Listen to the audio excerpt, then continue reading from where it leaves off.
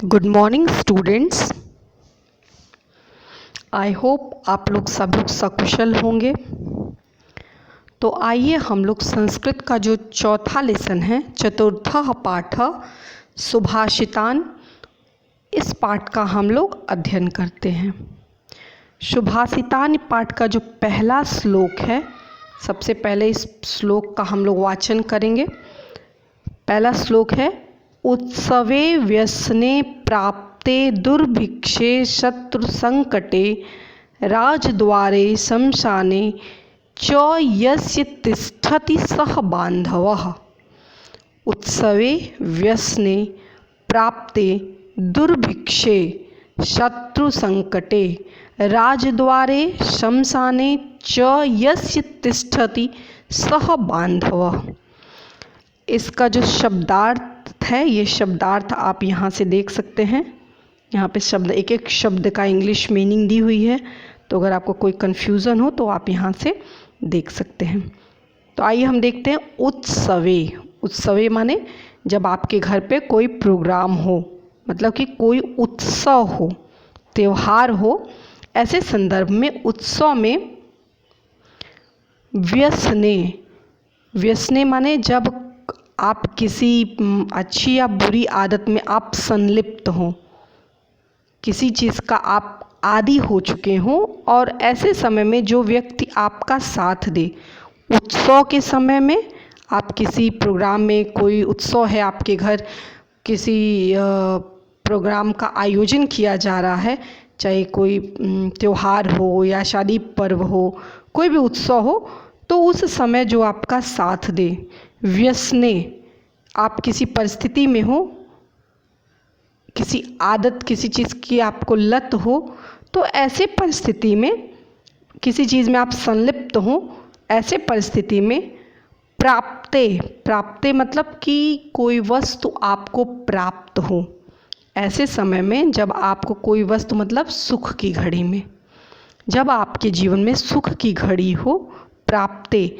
दुर्भिक्षे, दुर्भिक्षे का मतलब क्या होता है कि जब अकाल हो, आपके राज दरबार में या समय हो, उस समय में सूखा पड़ा हो, मतलब जिस समय जब आपदा कोई आपके ऊपर आ जाए। दुर्भिक्ष मतलब कि कोई अकाल पड़ा हो, ऐसे समय में।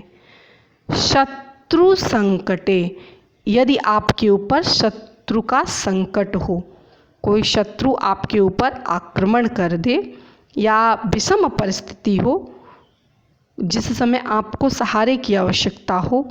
राजद्वारे, राजद्वारे मतलब राजा के दरबार में कोई आपने ऐसा काम कर दिया जिसकी वजह से आपको राज दरबार में उपस्थित होना है। राज दरबार इन द सेंस आज के परिप्रेक्ष्य में हम कहेंगे जैसे कि न्यायालय हो गया, कोई भी सरकारी कार्यालय, कोई भी ऐसी विषम परिस्थिति जहां आपको अपना पक्ष रखना हो, तो ऐसे राजद्वार में।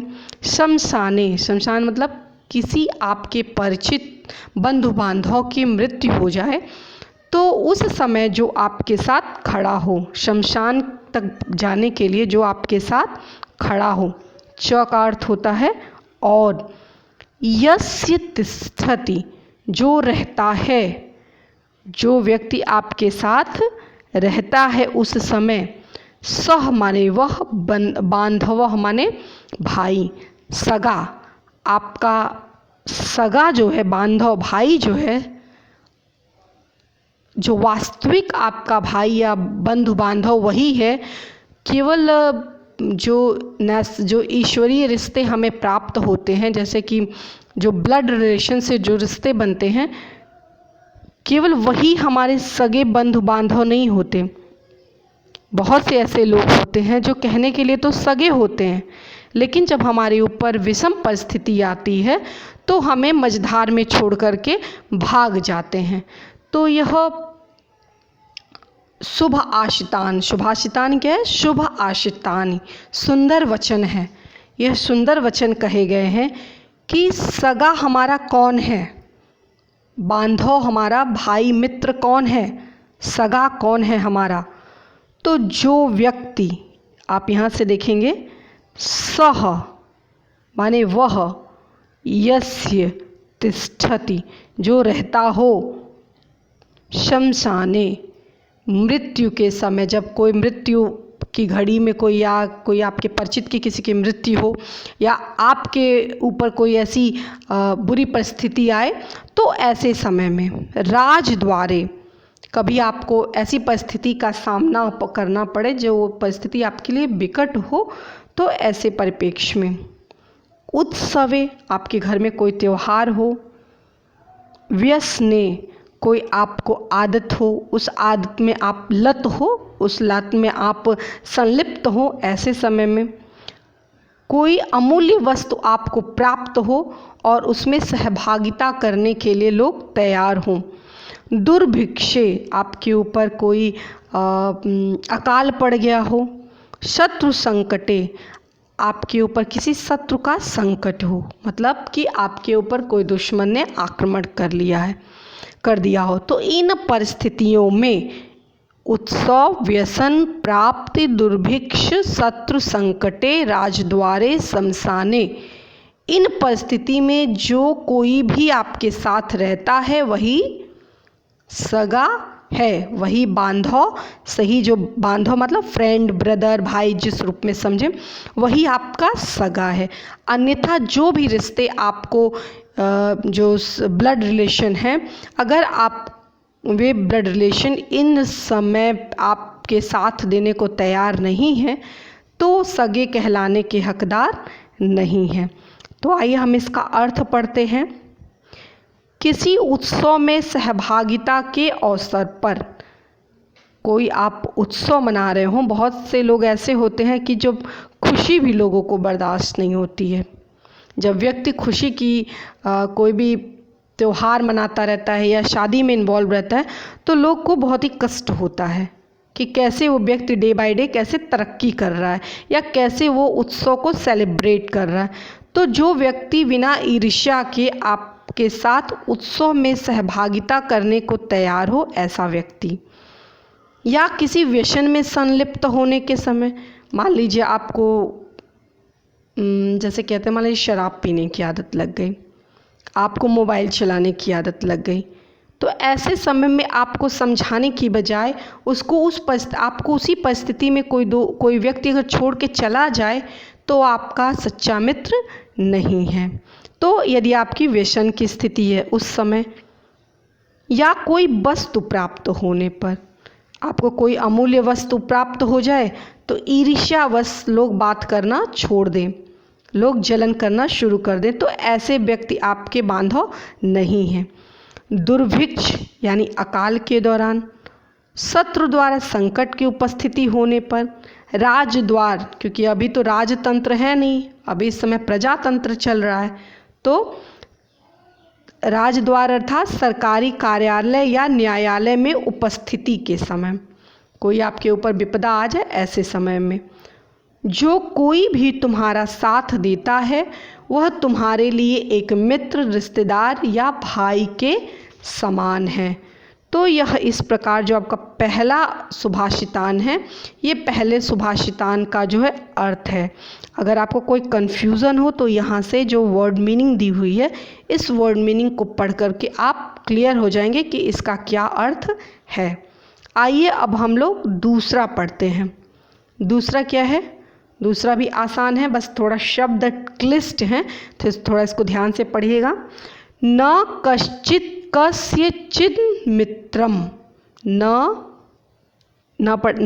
कश्चित् कस्यचित्, ये न जो है त में बदल जाएगा, कस्यचित् मित्रम, न कश्चित् कस्यचित् रिपुः, अर्थस्तु निबंधन्ते मित्राण रिपवस्तथा।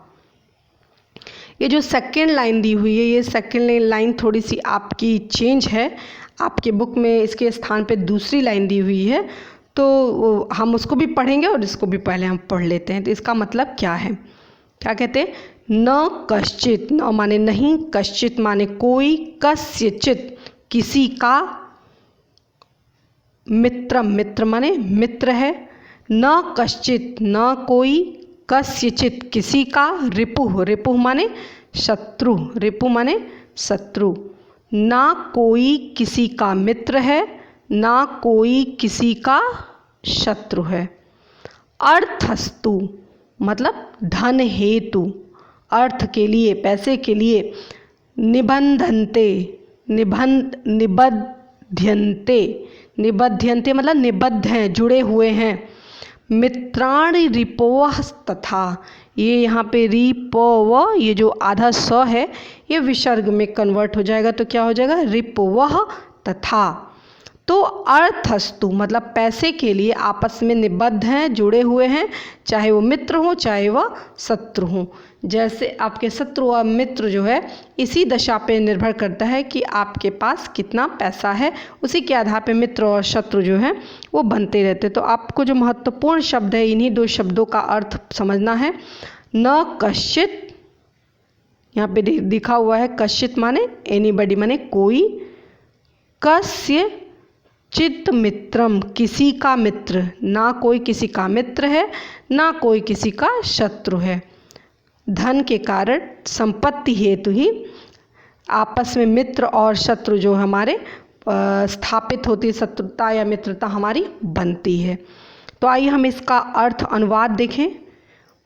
प्रारंभ में न तो कोई किसी का मित्र होता है और ना कोई शत्रु होता, मतलब जब व्यक्ति जन्म लेता है तब उस समय ना कोई किसी का मित्र होता है ना कोई किसी का शत्रु होता है। धन संपत्ति और व्यक्तिगत हित ही, व्यक्ति को धन संपत्ति की बात करें या व्यक्तिगत हित ही, मतलब अपने लाभ के कारण ही, व्यक्तिगत हित ही वे कारण हैं जो व्यक्तियों के बीच मित्रता और शत्रुता स्थापित करते हैं। तो ये वाली लाइन आपके बुक में नहीं है, इसके स्थान पे व्यवहारेण जायन्ते रिपोह मित्रस तथा करके है, तो वो लाइन हम आपको बाद में एक्सप्लेन करेंगे तो समझ में आ जाएगा। बस आप ये देख लेंगे कि ना कोई किसी का मित्र है ना कोई किसी का शत्रु है। अर्थ के कारण यानी धन के कारण व्यक्तिगत हित हेतु व्यक्ति मित्र और शत्रु बनता है। तो यह इस प्रकार आज हम लोग 2 श्लोक हम लोगों ने सुभाषितान का 2 श्लोक हम लोगों ने अध्ययन किया। सो आई होप आप लोगों को समझ में आया होगा। तो होमवर्क के रूप में आप दोनों श्लोक को लिखेंगे कॉपी पे, और कॉपी में लिख के, और इसका जो अनुवाद है, अनुवाद आप अपने शब्दों में या फिर यहाँ से देख करके एज इट इज़ कॉपी करके लिख लेंगे। सो धन्यवाद।